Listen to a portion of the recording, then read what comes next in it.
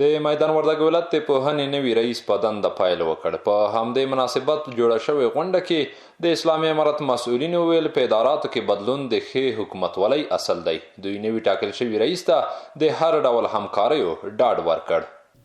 او له الله تعالی غواړو چې دی مصدر د خدمت وګرځي او د میدان وردګو په علمي ولایت کې د میدان وردګو په فرهنګي ولایت کې په دغه جهادي ولایت کې یو ځلانده ستوری وګرځي. کومه عمله ده کوم کارکوونکي دي امریتونه مدیریتونه مامورین لغونه هم دا غوښتنه کوو چې د سره په خپلو کارونو کې مکمله همکاري وکړي، کوشش وکړي تر هغو پورې د کار کامیاب سي او الله وکړي چې دی په دې ځای کې معارف ته ښه خدمت وکړي او ښه خدمت په دې باندې کېږي چې موږ تاسو ټول یو بل سره همکار سو په ادارو کې. نو تاسو همکاري دوی سره څنګه د غواړو خپله د ولایت له مقام نه انشاءالله موږ ورته ډاډ ورکوو، اطمینان ورکوو چې د سره په کارونو کې موږ ملګري یو.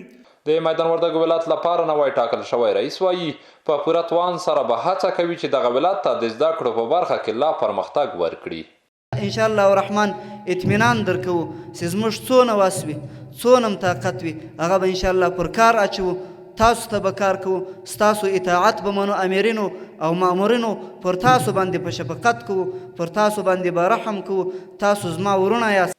د ویلو ده چې عثمان حریت تر دې وړاندې د زابل ولایت د پوهنې رئیس و چې د اسلامي امارت د پوهنې وزارت د پریکړې په اساس د میدان وردګ ولایت د پوهنې د رئیس په توګه ټاکل شوی دی.